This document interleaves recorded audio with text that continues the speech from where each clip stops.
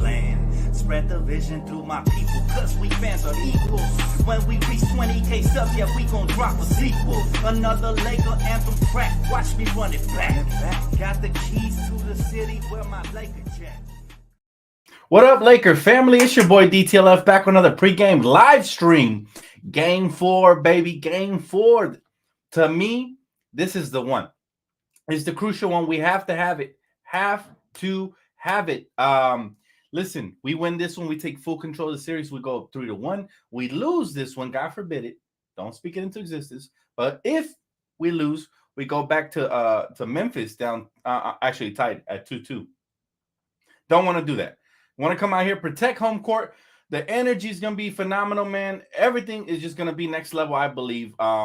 Lakers seriously have to come in and take care of business. Now, here's some good news for y'all, man. Check this out. So, Rui Hachimura is leading playoff bench production, 21 points per game, man. He's absolutely killing it. I cannot wait to see him continue to do that. But for me, again, and this is every single game, I need to see it. Anthony Davis, man. Anthony Davis defensively has been there. Offensively, game 3, he took over. He was he was out of this planet. I think he did a dream shake at one point. So I need to see my guy AD show up for this one. But I'm super hyped. Yo, the energy is going to be crazy, man, at Staples tonight.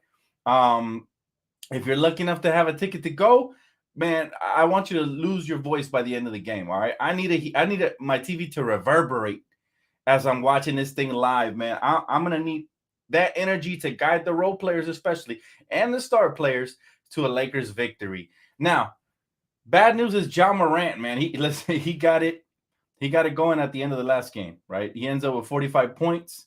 We got to make sure we come out with the same intensity. The good news, Dillon Brooks did not get suspended. Now, you're probably thinking, Dan, why is that good news? Right? Because we played a lot more motivated while he was on the floor, and he stunk it up. He was like 2 for 13 or something like that. So Dillon Brooks is playing tonight, which means the Lakers should have the same chip on the shoulder they came out with the last game. No excuses, right? No excuses for the Lakers. They got to come out here and set the tone from the get. All right. And it started with LeBron and AD, right? LeBron James, he was going coast to coast, finishing to start the game. Anthony Davis was out here defensively and offensively dominating to start the game. And then everybody else followed suit. Vanderbilt had this nasty, secondary block in the first half.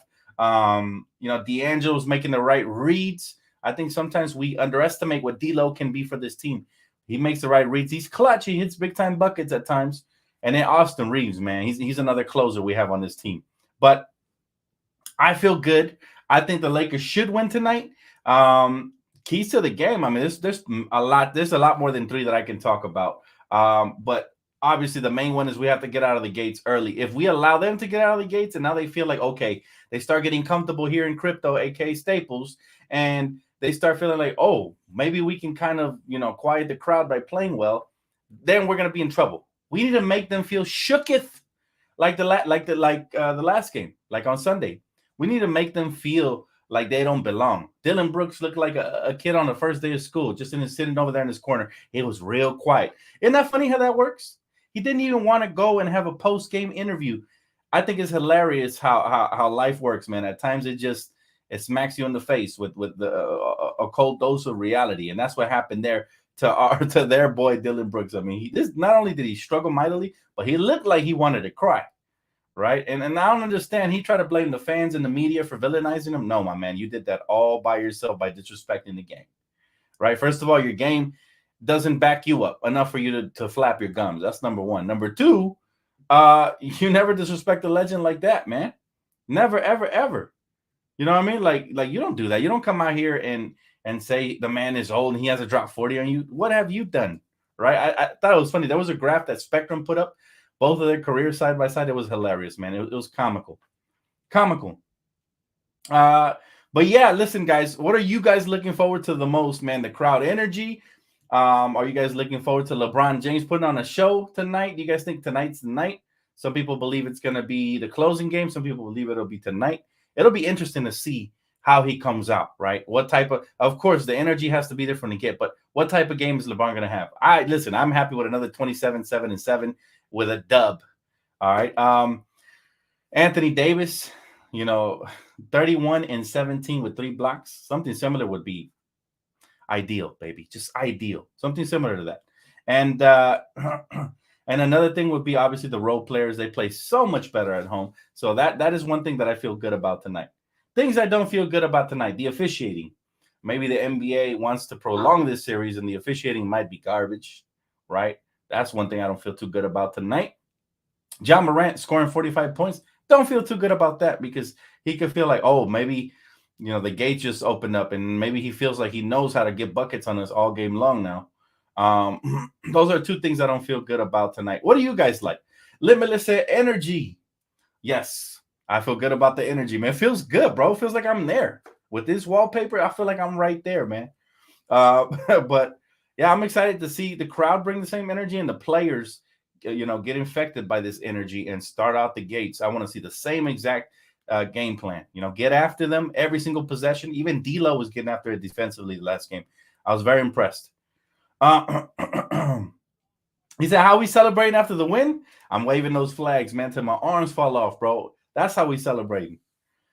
Hunter Jules said the Grizzlies depend on Ja Morant. They got to use to him carrying the team. You know what? The only win they have is without him. So I actually think as good as he is, there's a lot of standing around and watching when he's going off. That's the good news. Their best case scenario would be to get him going early and then get the team going late and have kind of a balanced attack.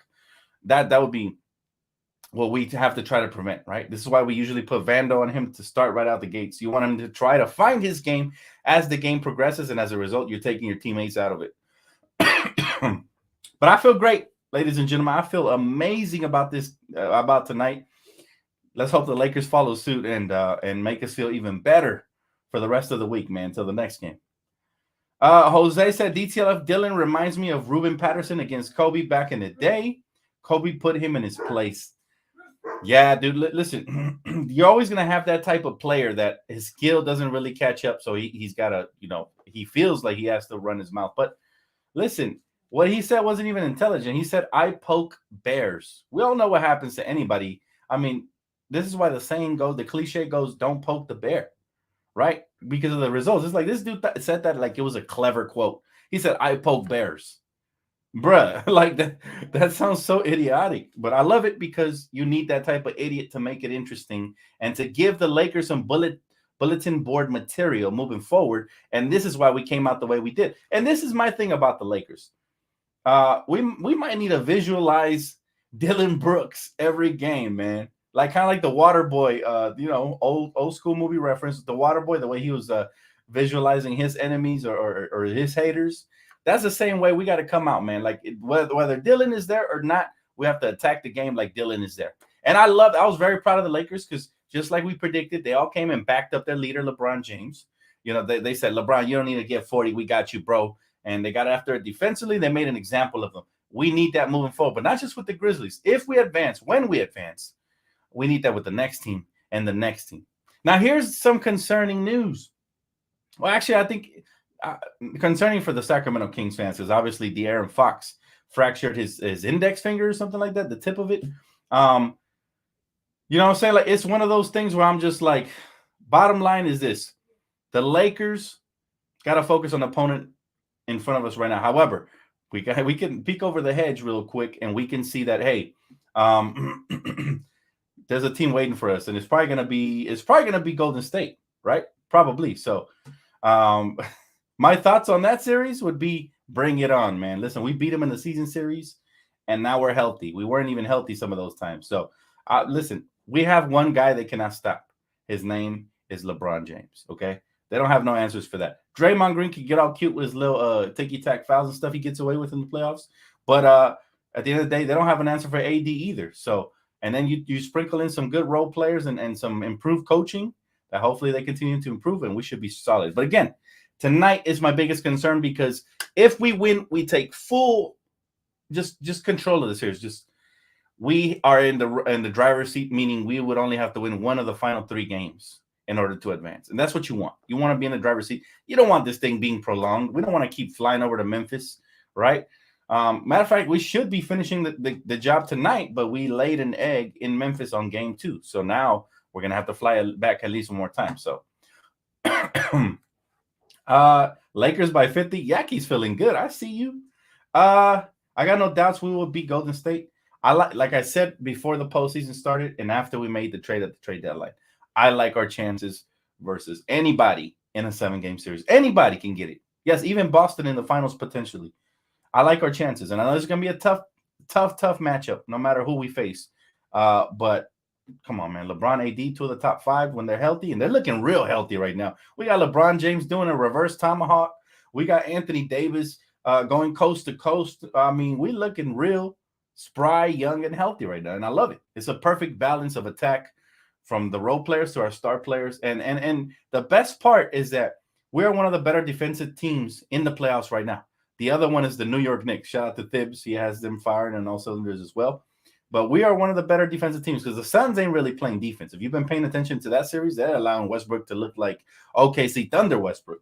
Other teams aren't really playing defense like that. They're up in the 120s. The Lakers are doing a good job. So, any questions though, man? Who's hyped? Who's hyped? I'm ready for this matchup, y'all. Shout out from Puerto Rico. Got a fan over here. Hey, shout out to Puerto Rico, brother. That's so nice to hear, man. We got Laker fans worldwide, baby. Dan, who's more annoying, Dylan Brooks or Patrick Beverley?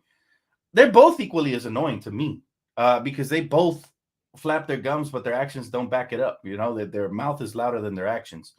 And that's what's annoying to me. It reminds me of Clipper fans. It reminds me of ignorant fans that haven't been there before, haven't really done nothing, but they're going to disrespect real legends and real franchises and flap their mouth only because they think it looks cool in the moment, right? So, yeah, to me, it's kind of equal there.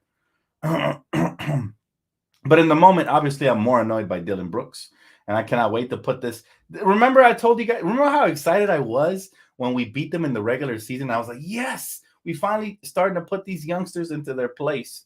Well, I'll be that much more excited if we officially eliminate them because that'll be the official humbling of the Memphis Teddy Grahams. Appreciate you, man. I appreciate that, Gabriel. Thank you, brother. Thank you so much. Means the world. Yo, Dan, who's better, Ruben Patterson or Dylan Brooks? Oh, man, y'all really going into the bag with these questions, man. I got to go way back and look at film with Ruben Patterson, but I think I'll give it to Ruben. I think Ruben was tougher, personally. I think Dylan he's more talk than anything. I mean, I think Dylan is more dirty than tough. You know what I mean? While Ruben Patterson was more tough than dirty. But every good defensive player has a little bit of dirtiness to them. They have a little bit of antics they always get away with. I mean, some of the better defenders like Bruce Bowen, Draymond Green, there's always some dirtiness to them. So I guess that's how they feel they can, equalize it versus these amazing offensive talents around the league, right, throughout the history. Hey, Dan, are you cautiously optimistic, somewhat optimistic or pessimistic that the Lakers will go to Memphis 3-1 with the lead of the series? I'm very optimistic. Especially we come out with the exact same injury. The exact same sense of urgency that we did, game 3. And that is the key. The sense of urgency that we come out with. I think Magic Johnson called him out on Twitter and said we were soft, right? We were soft game. What was it? Game 2? Yeah, we were really soft. And I agree. I felt like we mailed it in that game. I was not happy about that loss, but I understood that we were coming back home and we got to protect home court. Well, here's the final, piece to the puzzle. We protect home court tonight. We got this series. It's a wrap, right? They're not coming back down 3-1. LeBron James and AD are just unstoppable force. They're too young and wet between the ears and a little too cocky, and you always got to pay your dues before you can finally get over the hump. There's even rumors that they might not bring back Dylan Brooks.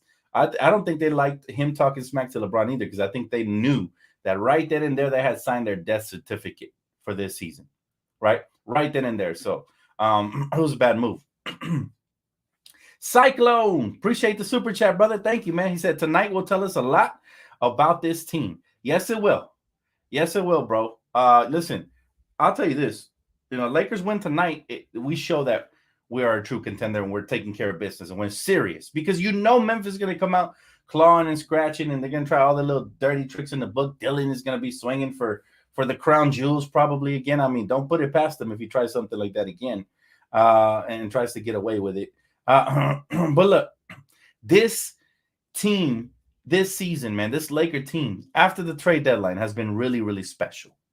Like, I don't think we understand how special we have this team. Sometimes when you don't appreciate what you have till it's gone.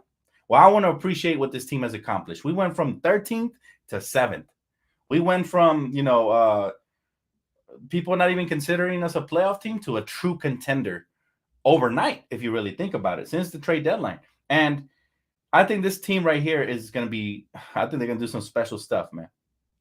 We already made history with that 35-9 first quarter game 3. Let's make some more history. Let's become the first seed in the history of the NBA to ever win a title. That's the goal. That's what we have to do. That's how the Lakers have to come out. Let's become the first team in history as one of the lower seeds to say, damn home court advantage, damn the standings, damn the opponents, damn the everything, and come out here and put a stamp on it and become one of the best NBA teams of all time. We can do that, man. There's no excuses this time. What are they going to say? Bubble championship this time? No, we already went through adversity in 2020, one of the most impressive championships ever, and we prevailed. Now they want to say asterisk because that's the hater energy that they always come with, right?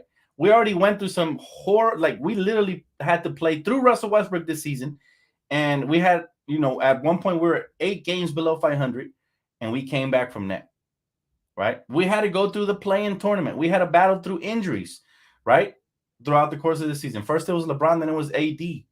Now they're finally healthy. We came back from that. And now the naysayers are starting to turn the page. Matter of fact, we had Charles Barkley, Mr. Laker hater himself, guarantee that the Lakers were going to win. A lot of people think he jinxed us.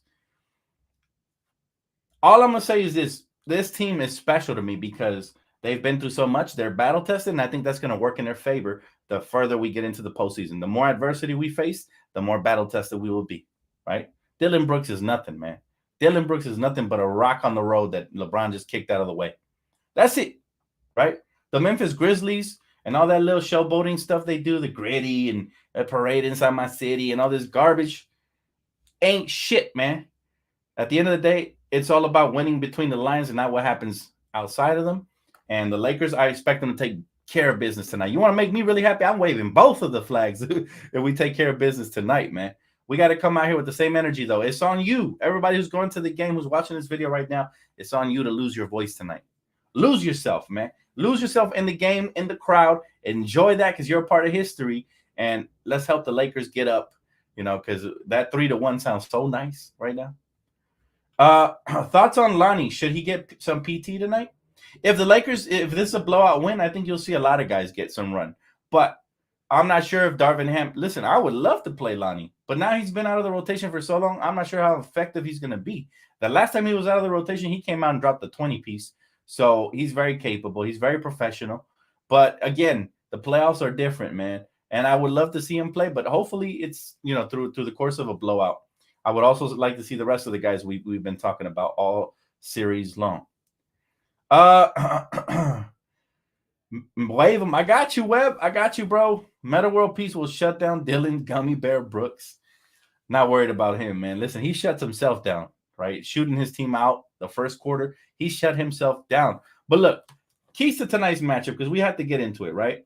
Obviously, got to play through AD because they ain't got nobody, right?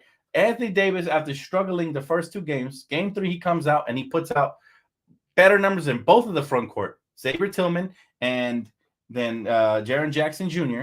combined. And that's exactly how good he is. We need him. When AD plays like this, we just don't lose, ladies and gentlemen. We're just next level. And this is why I think Laker fans are so hard on him, because they want him to play like that every day and every game. But we know that's not, it's a lot to ask for, especially since he's the only front court player, true front court player we're playing the rotation, right? So there's a lot to get to here.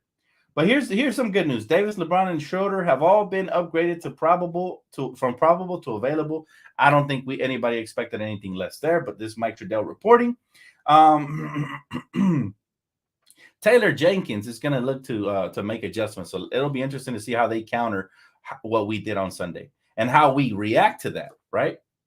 Who do you guys predict will have the best game outside of LeBron and AD? Like, what's the role player you guys think is going to step up and have a huge game, man? Log it in right now. Hey Dan, please shout out here from the Philippines. We are ready for the war. It's morning here now. Let's freaking go. Shout out to the Philippines, man. That's the energy right there, baby. That's the energy around the world. Lakers are worldwide, man. Lakers always have the best fans in the world, not just in the NBA, in the world. And this is proof. My man said it's early in the AM. He's out here, man. He probably got his popcorn ready. And that's what it's all about, man. The Staples Center is going to bring it. I could already tell. Just like the last game. What did Jeannie Buss say, man? Shout out to Jeannie. She was like, we have the best fans in the world. Keep doing what you're doing. Shout out to her. Even through the criticisms, man, she's always been positive. So shout out to her. LeBron James, AD, all of them. By the way, I put up a poll to see who was going to lead us tonight offensively. 58%, man, was the loudest. All right. It was Anthony Davis. So I'm expecting the same thing. Anthony Davis with 58%, LeBron James 25%, and then Rui and Reeves finished out with 17%. So I think people want to see AD, and this is what I mean. There's high expectations for Anthony. But Rui, mind you, Rui is leading playoff bench scorers with 21.7 points per game, and he's doing it efficiently, might I add. So I wouldn't be shocked if it's him. Austin Reeves, who after game one has been kind of quiet. So I wouldn't be shocked if he turns up here tonight. He's him. And then, we'll see. But, yeah, I do expect a good game. Maybe not a great game again, like the one he had in game 3, but at least a good game from AD. I'm talking 25 points, 14 rebounds, 4 blocks. That's what I want to. That's the stat line that I got for Anthony Davis tonight. And hopefully he comes through. My guy said Uncle Shannon with 50 points tonight. Oh, man, it's awesome, man. We got the best celebrity fans in the building coming through tonight, I'm sure. Dan, Rui reminds me of 2015 Kawhi. That's a comparison I've heard a lot from Laker fans recently, but I'm not going to go ahead and jump that far. It would be nice if we got ourselves that version of that type of player. But, of course, we know Kawhi was on a different caliber around the 2015s. He was already a champion by that time. So, yeah, as far as Kawhi goes, I'm not going to make that comparison, but let's just say Rui has a chance to be really special. And I was really shocked when we traded for him. Go back and watch that video. I couldn't believe they give up on young talent that easy, man. And I understand Kuzma balled out, right? And he's going to get paid this summer. But still, Rui was still extremely young, 24. And it sucks, man, because they really gave him up for nothing. Pennies to the dollar. 2 second-round picks and Kendrick Nunn. That, to me, screams giving up. Now, when we traded away young players to clear up cap space or stuff we had to do to acquire stars, that's different than giving up on young talent. Giving up would be like, trading them for pennies to the dollar. But what a trade that has become. Also, the D'Lo, Vando, Malik Beasley, even though Beasley has probably been the worst. No, not probably. He's been the worst player in that trade package. But the other two were worth it by themselves, right? And here's the thing. They put up a graph. I don't remember who it was, Legion Sports, or I don't remember who it was exactly. But it showed Russell Westbrook's stats. And then it showed D'Angelo. It showed, the 3 we got in the package. And it showed Russell was having better stats than them in the playoffs, right? However, he didn't have better stats than them in the regular season. I could promise you that. And also, he had us at 13th in the West. We couldn't really get above that when we had Russ. All right. So this is why I always say less is more. On top of that, his numbers have not led to a single victory for the Clippers. The only victory they have in the postseason, is the one where he actually had his worst numbers. So this is why I always tell people those are empty stats. As much as they want to say we're haters and all of that for calling him out, and they say he just wasn't a fit here. He wasn't a fit because he didn't make himself a fit. One should never cater to only one player, unless that one player is Kobe Bryant or LeBron James. But one should never really truly cater to one player and construct your whole team around one player. That's a role player, a has-been like Russ. It should always be the other way around, right? Like you don't make the juice fit in the cup. You make you don't make the cup fit in the juice. You make the juice fit in the cup, right? That's the way it goes. It doesn't go the other way around. So I'm so sick of that narrative, and I can't wait till they get eliminated because I'm going to give them a sermon here, man, on this here very channel when they do. And hopefully they'll be humbled for the final time. But I know they're going to come back louder next season. It's what they do. They don't learn their lesson. We see in this movie every year. Going to blame it on injuries. But isn't that every year with the Clippers? They're always hurt, right? He said, Dan, I know you hate on Westbrook. Don't hate on Westbrook. I preach facts. That's the difference. Hating on Westbrook would be like he's a bump chump. He's stupid. He shouldn't be in the NBA. He should go to, whatever. That's hating on Westbrook. I might have said that joking around, but I don't say that seriously. I've always called him a Hall of Fame talent that just didn't buy in here, and the limelights of LA, the real LA, the Lakers, were too bright for him, right? It was just like this is why they called him a vampire, because he couldn't come out to the sun. Bright lights were too bright for him. He had to go out to the shadow franchise, the Clippers, where he can maybe leech off a little bit of their blood and get it like a fresh start. So yeah, no, I hate Westbrook. I don't like his attitude, and I definitely call him out, man. He said, but give him credit. He is playing his heart out while PG and Kawhi are letting him down. Respect to him? Not really, man. Listen, this is what he wants. He wants PG and Kawhi to be out because guess what? Now somebody might be silly enough to give him a bigger contract than he deserves this summer, right? At the end of the day, those stats, he hasn't got it. I would give him respect and credit had he gotten a single win versus the Suns. By the way, the Suns don't play defense. There's nothing impressive about getting 31 versus them, right? Kendall Marshall could probably come out of retirement and catch a 15-point game versus those same Phoenix Suns. They don't play defense, man. Bottom line is this. Listen, can we stop treating Russell Westbrook like he's a Make-A-Wish kid, right? Russell Westbrook is Hall of Fame talent, all right? But his best years, he left them in OKC, right? He's never going to lead anybody to any crucial victories during the postseason. Prove me wrong. If he can beat, now I know Kawhi is out for game 5 or whatever, but if he can at least beat the Suns one time, I'll say, okay, maybe he's still got some left in the tank. But he hasn't done it yet. His stats haven't translated. Staying close, right, doesn't matter. Like Vin Diesel said, Fast and Furious 1, doesn't matter if you win by an inch or by a mile, winning is winning. So Russell Westbrook hasn't really led a team since OKC to important playoff victories. And yeah, I think that's been the biggest problem with him. He's never adjusted his game. You know what I'm saying? So it's not about liking or dislike. It don't matter what I think. I'm just a fan, right? Y'all can love Westbrook all you want, but what you're not going to sit here and do is tell me that he's better than he is, because at this point, he's a Hall of Fame point guard whose best years are behind him in OKC, and that's the bottom line. Dan, why don't you ever give any love to Nick the Quick Van Exel? I was very young, man, when I started watching basketball around the Nick Van Exel years, but I love Nick Van Exel. I love Eddie Jones as well. I mean, of course, I give those guys love. I've given all the legends love. Now, you might not have been tuning in for that particular episode. There's been thousands of them on this channel, man. But yeah, I love Nick the Quick Van Exel, Eddie Jones, all these legendary players, even the ones that never won a title with the Lakers, but still, it's all love, man. It's all love. He said, I don't respect Westbrook, but I won't deny his tenacity. He might not have a great basketball IQ, but he's definitely a dog. Yeah, I can give him that. I can give him all of that. I can say he's a Hall of Fame player. I can say in his prime, everybody wanted him on their team in his prime, right? But now it's like, as you start losing some athleticism, and he still has a lot of it, by the way. But as you start, losing some of that, like you already mentioned, he doesn't have the best basketball IQ, right? But as he started losing some of that athleticism, he has to adapt his game. And he has to understand that if a coach wants him to come off the bench, he should come off the bench, and he should do it with a good attitude. When he was with the Lakers, he was only happy when he got his numbers. He didn't care if we lost. He was all smiles. I remember being so upset because he would be walking back to the locker room happy and dancing, and we lost by 20. But he had 30 points that game, right? And then when we would win and he had 7 points, 8 assists, he wouldn't be that happy, especially if he came off the bench or if the coach didn't play him in the fourth quarter. So again, there's winners in this league, and then there's people that look really good with the stats if you're not watching the game. But then when you watch the game, you're like, oh, this is why the Lakers traded him, right? And that's who Russell Westbrook is, man.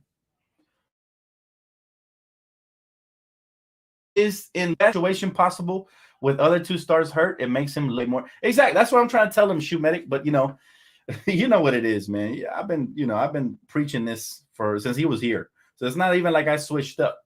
When Westbrook first got traded here, I wanted him. I was excited, man. I thought we were going to win a title because I thought he was going to buy in and be the best version of himself. And I was wrong. And I said, you know what? I was wrong. But I supported him for like a year and a half till his attitude was just too much to bear. Mind you, he threw Frank Vogel under the bus and said that he didn't know what the problem was between him and the coach, that he tried everything to get along. Now he's with the Clippers, and now he's throwing Darvin Ham, who went to bat for him from day one, right? On media day. Like, as a matter of fact, since he got hired, coach went for it. Darvin Ham went. He went to bat for him. And at the end of the day, it just shows you about his character and why, he didn't fit here in Los Angeles. To fit as a Laker, you got to be a selfless player. You got to put the city before anything, man. You got to buy into the winning culture. You got to embrace the history that's here. And after you've done all that, you got to play good on top of that. He did neither of those things. So, people, I think people get so caught up in, oh, you guys hate Westbrook. No, Westbrook hated us because he didn't buy into any of that, the winning culture. And I think I'll put that topic to bed till they lose, and then I'll bring it up again.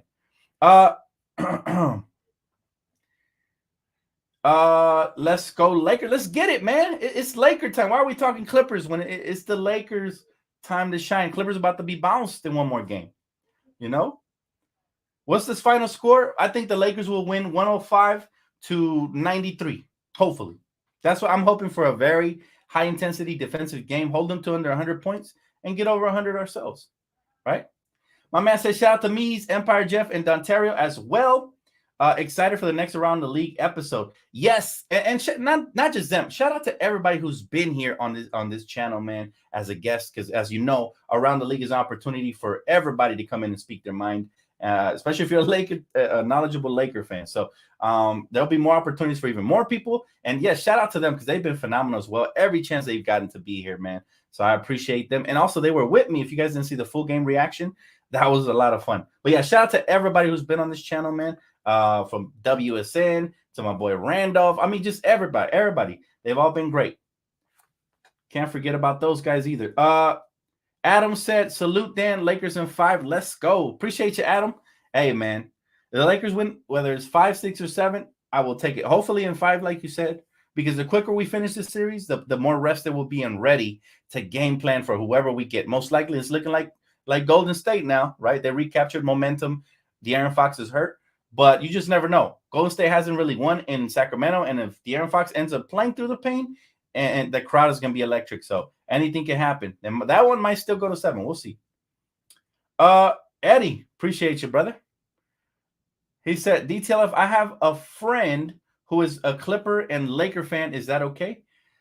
I mean, look, I'm not a gatekeeper, bro. Your friend can be as confused as he wants to be. You know what I'm saying? But this is like asking if it's okay to have 2 wives, right? Maybe one on one side, on your friend's side, he might be happy with that, but the wives are not. So same thing with the teams, man. Look, there's only room for one LA team, and that's the Lakers. All right, per sport, right? Same thing in football. We don't want the Chargers here. They can get the fuck on out of here. It's all about the Rams, right? The real champions. We don't care about the Angels either. It's all about the Dodgers, right? There's only room for one team per sport per league here in Los Angeles. And to be honest with you, like your friend, I don't know, man. I don't know why he would like both a Ferrari and a Volvo. You know what I'm saying? I'm sticking with the Ferrari all day, right? All day. That's just me. I'm not a gatekeeper. At the end of the day, your friend can like whatever he likes. When he wants to double dip, that's on him. Is it time to put the Grizzly Cubs to bed? Let's get it, bro. That's the energy I'm looking for. Yes. Time to go night-night with these clowns, man. Because you know what? At the end of the day, they've been talking so much. Somebody's got to humble them, right? Somebody's got to humble them. You thinking Bamba and Lonnie play tonight? I think if we go up double digits by like the 2-minute mark, maybe they'll get a couple of minutes. I just don't know. Darvin Ham hasn't shown willingness to play them. It's getting later in the series. Usually the later it gets in the series, the more tightened the rotations are, right? Team Ball, listen. Ball has to find the hottest hand tonight. Whoever that is, let's feed him. Hopefully it's Anthony Davis, but if it's Rui, if it's Reeves, if it's D'Lo, let's feed him. If it's LeBron, let's feed him, right? Let's just go with the hot hand, but of course, move the ball, find the energy. Keys to tonight's game. Defense is number 1. Defense is number 1, man. We got to come out with that same intensity that we did game 3. We do that, we winning tonight. Key number 2, more pick and rolls between LeBron and AD. I need to see both of them involved in pick and roll action different kinds of sets. They need to run more plays for those two. And we got to make sure that the defense is on their tippy toes as they backpedal trying to guard us. And then the final key to this game, right, is to clamp up Ja Morant. Don't let him go for another 40 point. They don't have enough firepower without Ja. If we can clamp him up, it's over for the Memphis. It's over for Memphis. His eyes widened up when he got 45, but let's not act like he wasn't living at the free throw line at the end of that game. But yeah, got to make sure we clamp him up, keep him to under 30. And then if those first two keys happen, we'll get the victory, right? Those three things have to happen for us to absolutely get the victory. Other than that, it's going to be a really close match. And that I don't want to see, man. I'm not trying to have a heart attack, man. I'm trying to celebrate tonight. I'm trying to wave them flags, and I'm trying to just enjoy it. I will be going live for the halftime report, man. That wraps it up for me. Shout out to my sponsorship, Prize Picks. Shout out to all you beautiful Laker fans who came out today and every day, man. Always here supporting on the channel. You guys are a family. And shout out to the Lakers, man, because they've made us so happy this season, and I can't wait for more of it. So let's get it. Take care of business, man. Lakers should win. Hopefully, my prediction is 105-93. That should be the final score, and I'll be one happy camper because that means we play defense and we played enough offense to get over the top. Appreciate y'all, man. I will see you guys here for the halftime report, all right? Peace.